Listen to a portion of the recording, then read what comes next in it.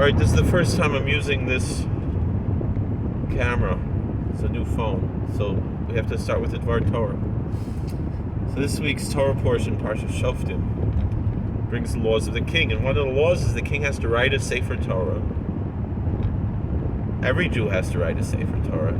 He has to write an additional Sefer Torah. And it says, V'koravai kol yamav. He has to read in it all of the days. The only thing is, Hebrew is a gendered language. There is no neutral words in Hebrew.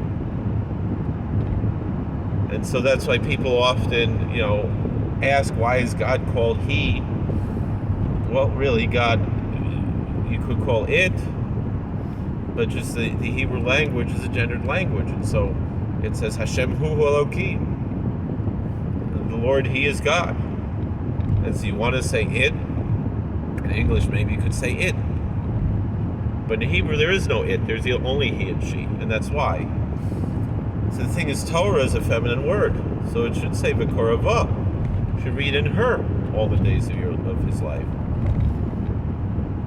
But it doesn't say that, it says V'koravo. You should read in him.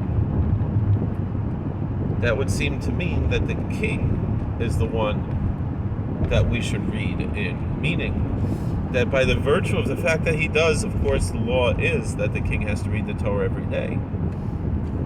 And he has to read in that Sefer Torah that belongs to him every day.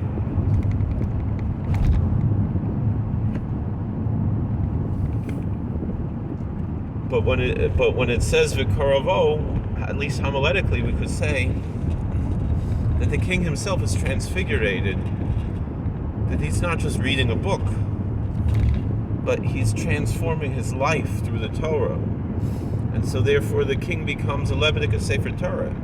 He becomes a living, walking Torah scroll, a living, walking books of the Bible, there to teach us that when we look at the king, we should see a Torah scroll, and we should be able to read in him, learn from his example how to live a pious, godly life. And then the truth of the matter is, therefore, it's not only a king, but each and every one of us is transfigurated by our devotion to God through his word, through the Torah. We have the potential to become a living, breathing Torah scroll. That's what I heard from Rabbi Fishbein Shlita. And my Rebbe from high school, Moshe Weinberger's Lubavitch also, he told us often that they once asked Bertrand Russell, who was an agnostic or an atheist, a very famous philosopher, and he was a teacher of ethics from a secular standpoint. And they found out one day that he was not so ethical. And so they asked him, Professor, how is it that you, the great scholar of ethics, don't live up to the ethics that you teach? So he said, that's just a subject I teach. Was Einstein a triangle? Was Einstein a quadratic equation? No, that's just what he taught. And so too, the ethics that a secular humanist is going to teach, that's not what he is, that's just what he teaches. On the other hand, a person who is authentically devoted to the Torah is not just what we do, what we study, it's what we are. It transfigurates us. We become, Abaye and Rava weren't just teachers of Torah, they were living, walking Sifrei Torah. The Chassam Sofer once said, I am the Torah.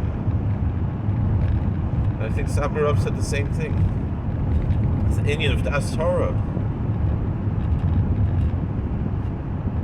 And so that's what it means. We don't. It's not just what we do. Torah is not what we do. Torah is not what we study. It's not just another subject in school. It's not like you have...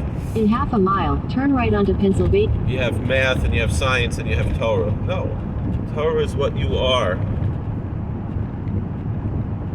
And that's why it says V'koravo kol yamav, and you read in him all the days.